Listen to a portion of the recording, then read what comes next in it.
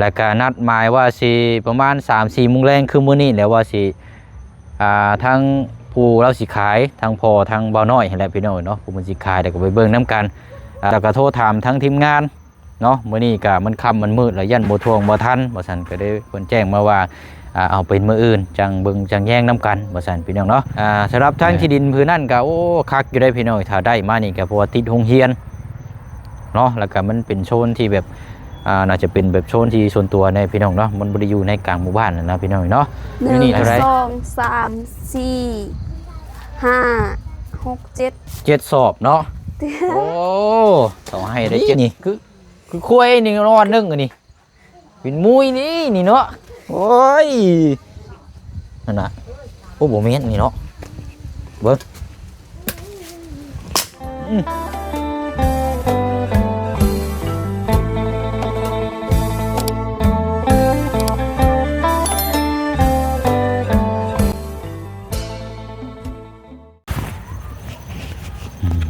อากาศลมหนาวเข้ามาเลยโอ้ยพี่น้องเนาะหาเสื้อกันหนาวใส่ในเด้อพี่น้องเนาะเดี๋ยวบ่สบายแต่ละคู่แต่ละคนนี่ก็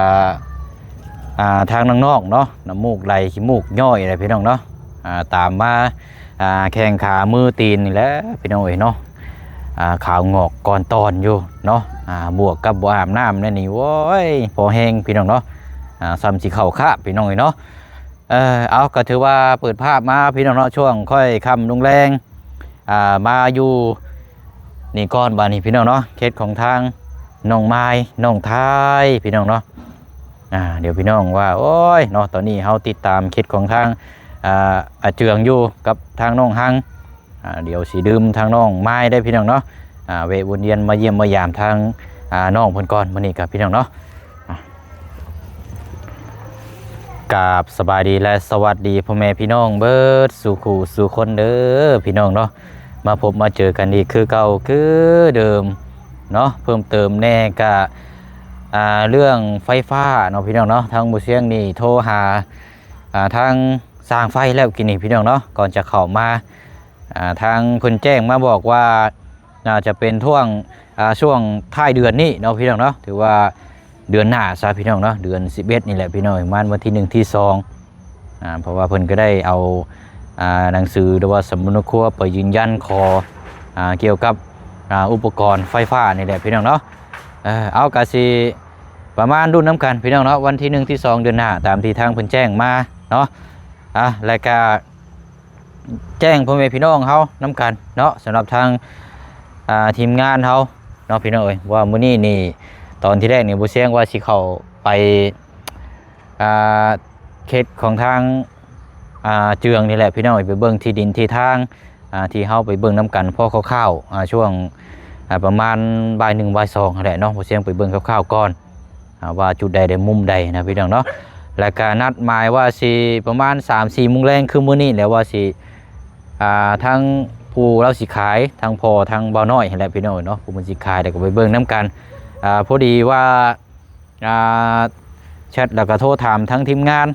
เนาะมื้อนี้ก็มันค่ำมันมืดแล้วยันบ่ทวงบ่ทันบ่ซั่นก็ได้เพิ่นแจ้งมาว่าเอาเป็นมื้ออื่นจังเบิ่งจังแย่งน้ำกันบ่ซั่นพี่น้องเนาะเอาได้พี่น้องเนาะถ้าให้ทางผู้แจ้งไปเบิ่งคนเดียวนี่ก็เบิ่งได้อยู่ได้พี่น้องเนาะ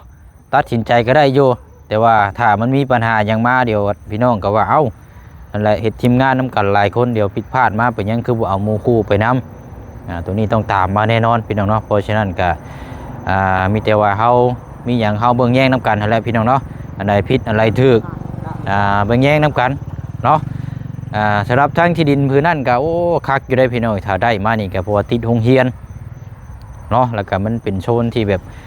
น่าจะเป็นแบบโซนที่ส่วนตัวในพี่น้องเนาะมันบ่ได้อยู่ในกลางหมู่บ้านนะพี่น้องเนาะน่าจะเป็นมื้ออื่นพี่น้องเนาะมื้ออื่นติดตามรับชมเบิ่งน้ำกันว่าเราสิขายเท่าไรแล้วก็กว้างยาวติดตามเบิ่งน้ำกันเนาะพี่น้องเนาะแล้วก็ทางทีมงานเขาก็ต่างคนต่างเฮ็ดเวียกเพราะว่ารับหน้าที่ก็อยู่เขตไปเขตมันช่วงนี้กับพี่น้องเนาะคือผู้เชี่ยงก็ติดตามเคสของทางน้องเจืองกับทีมงานก็เป็นก็เฮ็ดเวียกทางครอบครัวของทางน้องหัวเนาะตัวนี้กำลังต่อเติมไม้ฝาชลาอยู่ทางผู้เชี่ยงก็ถ้ามีโอกาสวันเวลาก็สิเข้าไปเยี่ยมยาม ทางน้องเพิ่นอยู่เนาะพี่น้องเนาะเพราะว่านานๆทีเฮาก็เข้าไปเยี่ยมพยายามเฮาบ่ได้เข้าไปเรื่อยนะพี่น้องเนาะที่เพิ่นทางทีมงานเข้าไปก็เพราะว่าเพิ่นมีเวียกงานอยู่หันพี่น้องเนาะอัปเดตเวียกงานการสร้างให้ทางผู้ใหญ่ที่เพิ่นมอบหมายมอบงานให้จนแล้วจนทั่วพุ่นแหละพี่น้องเนาะคือผู้เสียงบ่ได้มีก็นานๆทีก็สิเข้าไปเนาะเยี่ยมยามทางน้องหัวแหละพี่น้องก็บ่ได้เข้าไปนานแล้วเนาะเอาอะไรพี่น้องเนาะก็สิประมาณนี้แจ้งพ่อแม่พี่น้องเฮามื้อก็ติดตามเบิ่งนำกันอีกเนาะสำหรับทางที่ดินที่ทางของทางอาเจืองว่าสิจังใดเนาะพี่น้องเนาะมาทางนี้ก่อนบัดนี้ทางน้องไม้น้องทายเนาะหูดข้าวหูดน้ำแล้วดอกบ่เนาะเป็นจังใดเนาะข้าวน้ำซ้ำปลาโอ้ยหนาวเย็นแท้เด้พี่น้องเนาะซื้อเสื้อผ้ากันหนาวเลยพี่น้องเด้อเนาะบัดนี้ผ้าห่มผ้าแพรเสื้อกันหนาวเนาะหลักๆเลยกะต้องมีได้พี่น้องเนาะจุไผ่แล้วช่วงนี้กันเนาะอาบน้ำอาบในมากะนั่งพิงไผ่ห้อนๆอุ่นๆจักหน่อยกระจังเข้าหมองรับหมองนอนเนาะมาเบิ่งทางน้องไม้ก่อนบัดนี้เป็นยังไงอยู่บ่นี่มาเด้อบ่แต่ให้แต่ส่วนโอ้โหเพิ่นยิ้มไปเปื้อยอยู่เทิงคุณพี่น้อยบ่ได้มาหาทางน้องเพิ่น2 มื้อเลยเมื่อวานนี่ก็บ่ได้มามื้อซื้อนั่นมาแต่ว่าบ่พบเจอมื้อน่ะเนาะโอ้ยเอาน้องเพิ่นก็สิดีใจแล้วพี่น้องเนาะเพราะว่าเฮาก็เคยเข้ามานี่เนาะติดตามตลอดไปเนาะเนาะติดจังใดเนาะคือลมหนาวแท้นี่เข้าเต็มตารางเลยนี่ป้าไอ้จักสอบจักนั่นกระพุ้ยเด้นี่เนาะเอาเนาะอยู่ดีไม่แห้งสบายดีรอบค่ำหนาวอยู่บ่อาบหรือบ่น้ำจังเลยเอาบ่เสียงนี่ไมค์ก่อน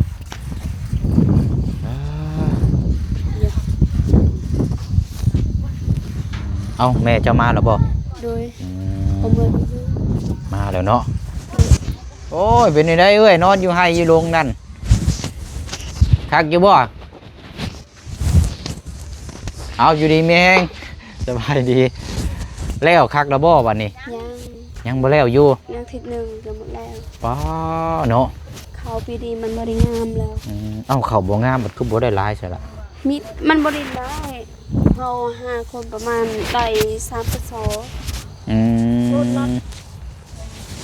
โดยหากมามื้อนี้บ่เอ้ยเจ้าแต่เมื่อวานนี่ของมือมาเมื่อวานนี่เมื่อเข้าทำไปยังจะดีมาซอยให้เงิน500,000โมงเขาซื้อละมันแล้วอันไหนก็มาไปยังจะดีที่มองให้เงินทางบอกเงินป้า500,000โมงเขาซื้อละมันว่าเขาแป้งรถโตนั่นใส่เบรกรถโต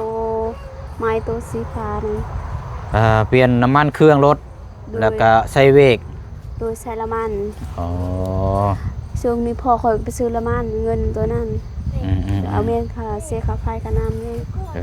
มือวันจันทร์นี่พาหน่อไม้อีกจะหน่อยบ่มีละมันใส่ไปหาหน่อไม้วันจันทร์นี่เนาะโดย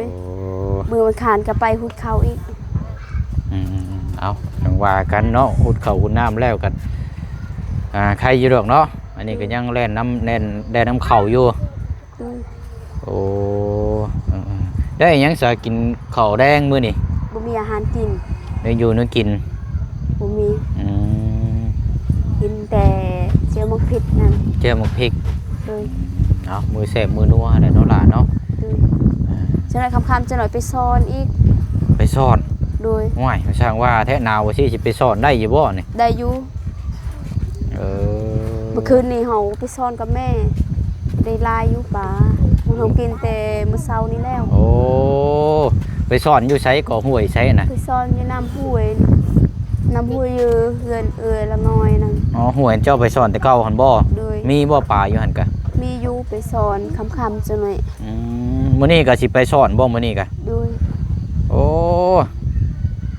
เอามันๆเนาะแต่ว่าก็ระมัดระวังได้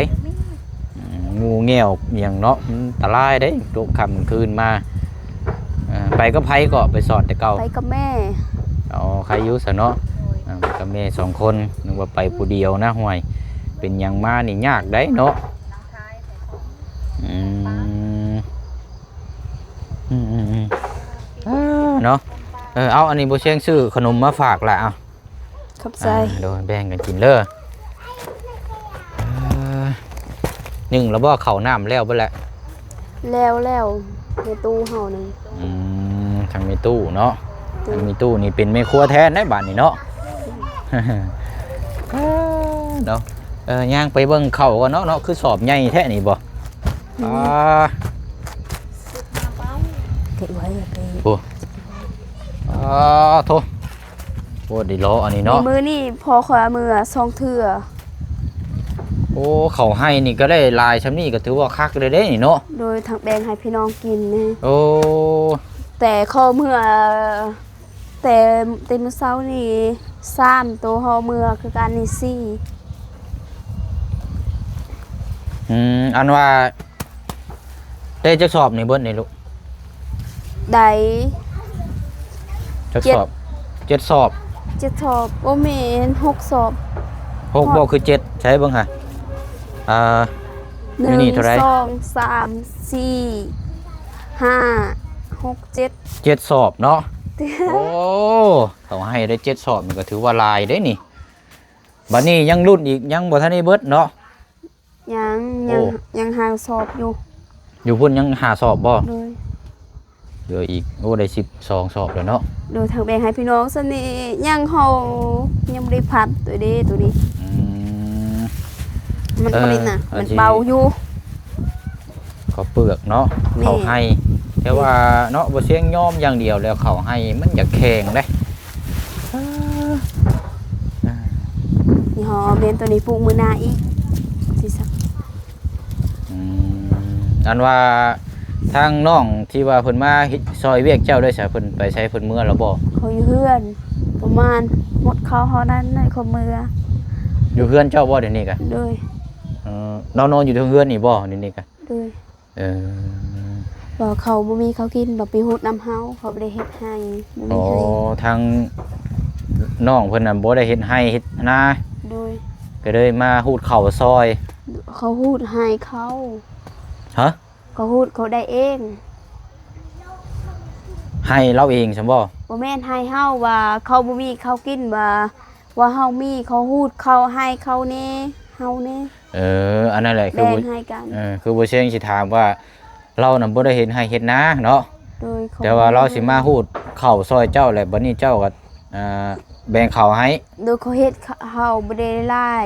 ให้เขาบ่มีให้บ่มีประเภท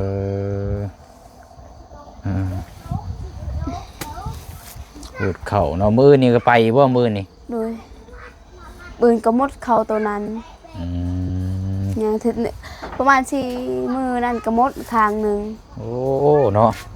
โหดีล้อนี่พี่น้องอันนี้แกมาจากรอบอันนี้นะ 2 ให้แกมา พอค่อย แกมาใช้รถจักรนี่บ่ โดยปีนี้รถนี้ อันนี้ว่า เขาอยากตายเนี่ยแต่ปีกายนี่ประมาณ2เทื่อประมาณ10เขาแก่2เทื่อ รถแท้ เทื่อหนึ่ง5 อืมอันนี้เลยใส่หน่อยเนี่ยจังน้อยอันนี้เนาะ โดยรถเขาอยากตายเส้นทางมันยากอยู่ โดยเอาไว้หาหมองไว้เด้อไว้ใต้ตารางชมเบรกคนเบรกไปได้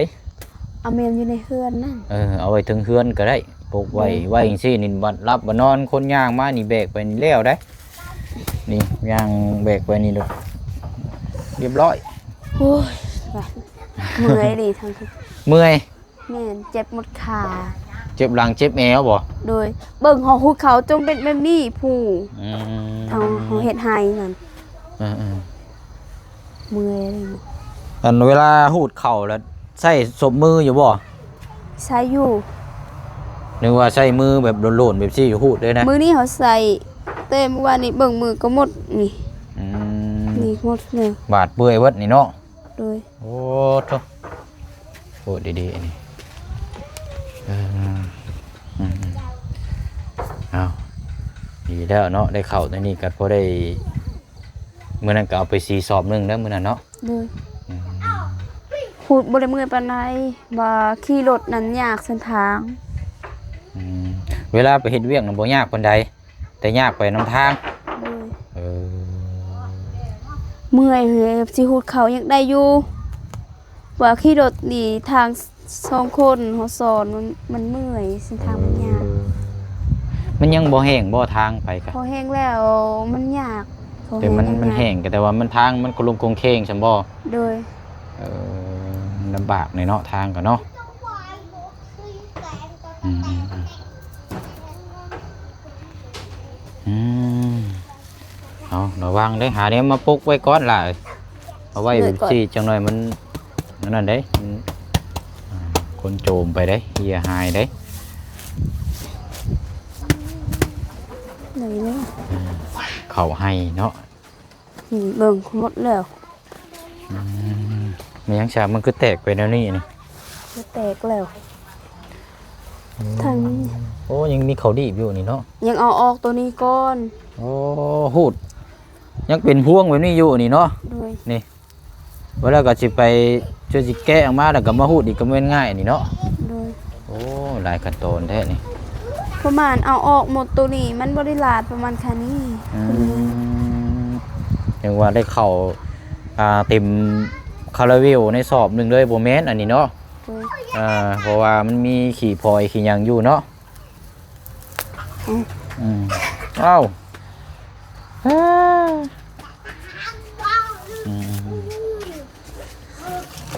มาดิเนาะไปเบิ่งห้องครัวก่อนเฮ็ดหยังนะคือคอนแทน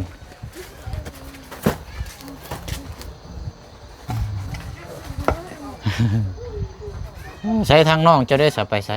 ไปเล่นแล้ว น้องทายได้ อืม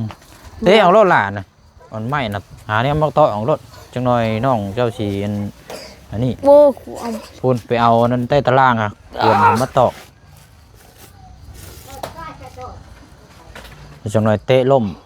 เพราะว่าผู้แรกไม่พื้นในใต้ตารางอะมาเคาะเอา แกะลูกชง เออ อายุ เพราะบดเดียมกระดุดเลยฮะจังหน่อยน้องเจ้าแล้วก็เจ้ามักเล่นลิ้นซับ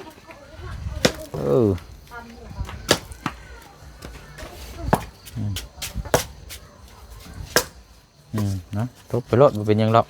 แกะลูกชง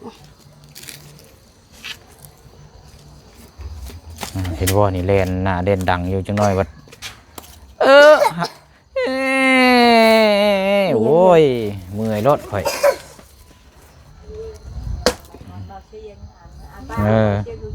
อายุ ใช้ได้บ่มาข่อยจิเตะมาได้บ่ ยังบ่ได้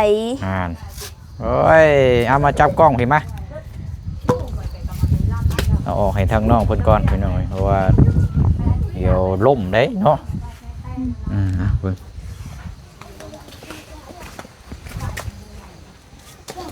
นี่คือคุยนี่นอนนึงอันนี้เป็นมุ้ยนี่เนาะโอ้ยนั่นน่ะโอ้บ่แม่นนี่เนาะเบิ่ง โอ้แล้วบ่าวแกงกะลี่ เห็นว่าย่องไปไหนเอ้ย โอ้ ดูเจ้านี่ บ่าวน่ะมีแห้งแต่ข่อยบ่มีแห้ง ย่องไปไหนลูกเจ้านี่ออกรถนี่กันจิเตะล่มเอาเบิ่งอย่ามองลูกสิเอาออกให้ระวังเตะล่มจิเจ็บ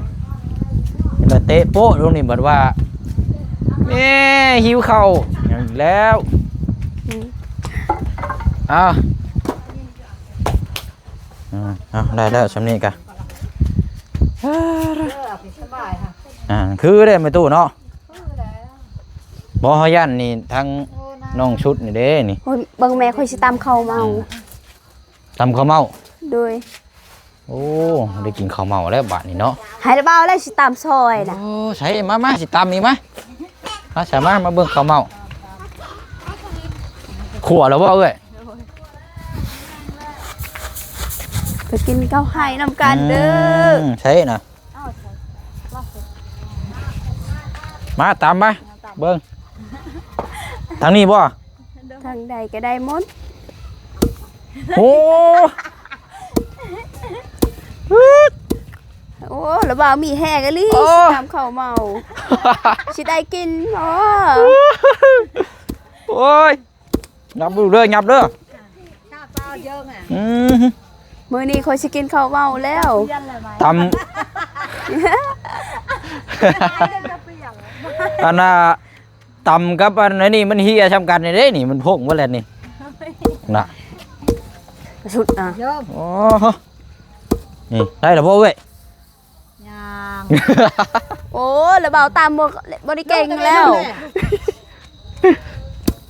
เต่าเขา หอมเนาะ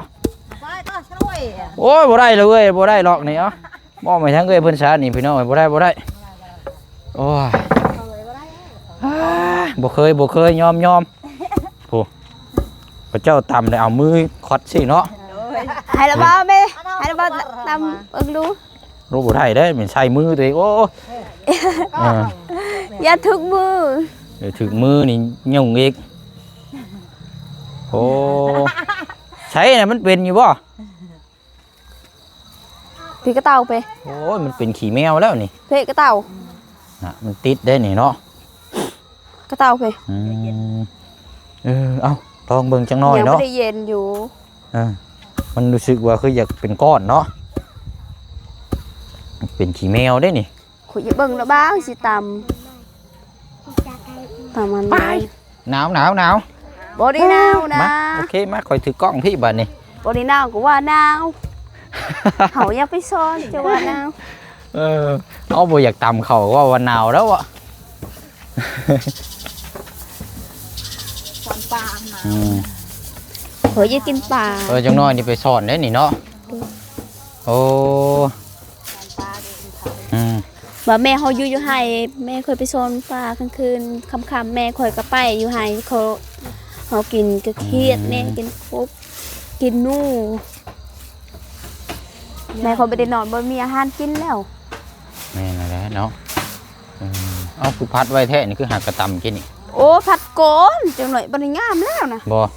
โดย พัดเอาขี้แกบออกทีละน้อยเนาะ โดย แต่ว่าเฮาตำไปเรื่อยๆขี้แกบมันติดแล้วมันสิเป็นก้อนบ่ โดย เออ ให้ระเบากิน ใช่เนี่ย ระเบามือหน้าบอกเด้อขอสิให้ระเบาเข้าใหม่ ขอไหม โดยขอสิตามให้ อืม บนเตียง เนย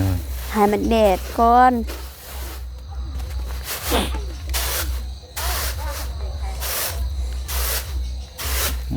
สิตาม เอา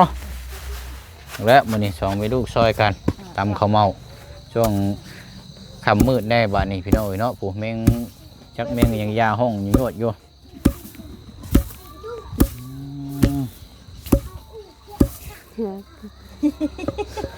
โอ้ยบ่ผ่านแล้วนี่ข้าวเมานี่ ผ่าน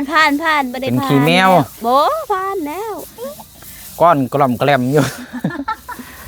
โอ้ย ว่าชุด อย่าบอกเนาะวางมือเด้อ หัวกูเมื่อยแล้ว ได้ไปอยู่เออ บ่ อ้าวหมอหอม เบิ่งเขาบ่ได้บ่เป็นขี้แมวมันงาม ชุดชัวร์ เอาสตามนั่นและชะเนาะเดี๋ยวให้เพิ่นตามเข่าต่อก่อนพี่น้องเบิ่งแล้วนี่ชงชีเนาะเขาเมาหรือว่าสิเป็นอันนี้บาดนี้เป็นก้อนกระหล่ำกระแหลมอยู่ เปียกเด้เนาะ เอาว่า เบิ่งนี่บ่แม่นขี้แมว ชะเนาะมีแต่ว่าหั่นแล้วเดี๋ยวในทั้ง2มีลูกเพิ่นตามเข่าต่อก่อนเนาะเฮาก็สิได้ขอจบคลิปไว้เพียงเท่านี้ก่อนพี่น้องเนาะก็สิประมาณ มันงามนี่เด้กินก้อน ได้อยู่เนาะเอาซะเดี๋ยวรอท่าจังน้อยซะเนาะเอาเดี๋ยวว่าเฮาลาพี่ลาน้องก่อนได้ซะเด้อโดยเอาเนาะอยู่ดีมีแฮง สวัสดีทางผู้ใหญ่ โอ้ย ใจดีหมดทุกคู่ทุกคนทาง FC ทางทีมงานทางละบ้าวให้อยู่ดีมีแห้งให้ร่ำให้รวยให้สุขภาพแข็งแรงไปสิ่งใดมีแต่โชคดีให้อายู่ยั่งยืนนอนได้เงินหมื่นตื่นได้เงินแสนเงินล้านคนเจ็บอย่าได้คนใครอย่ามี หับชนะของใส่หับชนะของนั้นให้มีสิ่งนั้นเด้อว่าผิดแล้วก็โทษด้วยเด้อ เอาพี่น้อยเนาะเอาอันทำไมมาบาดนี้โอ้ยเอาเดี๋ยวสิรอเบิ่งเขามาเอาอีกจักหน่อยก่อน เอามีแต่ว่ามื้ออื่นพี่น้องเนาะมื้ออื่นติดตามนำกันอีกเด้อพี่น้องเนาะที่ดินที่ทางของทางเจืองเนาะหรือว่าทางน้องหังเฮาพี่น้องเนาะมื้อนี้ผิดนัดผิดหมายมื้อนี้พี่น้องเนาะเพราะว่าทางทีมงานเฮาก็ต่างคนต่างเก็บเวียกเก็บงานอยู่คนละเขตคนละทางเนี่ยมันค่ำมันมืดเนาะก็เลยว่าเดือนเป็นมื้ออื่นตามที่แจ้งมาเนาะพี่น้องเนาะได้มาเยี่ยมยามถามข่าวให้ทางนี่แหละพี่น้องเฮาทำไปชมน้ำกันเรื่องราวเนาะมีหยังก็แจ้งพี่แจ้งน้องได้รับได้ฮู้น้ำกันเนาะบ๊ายบายเด้อพี่น้องเด้อเนาะค่ำมืดแล้วเนาะสบายดี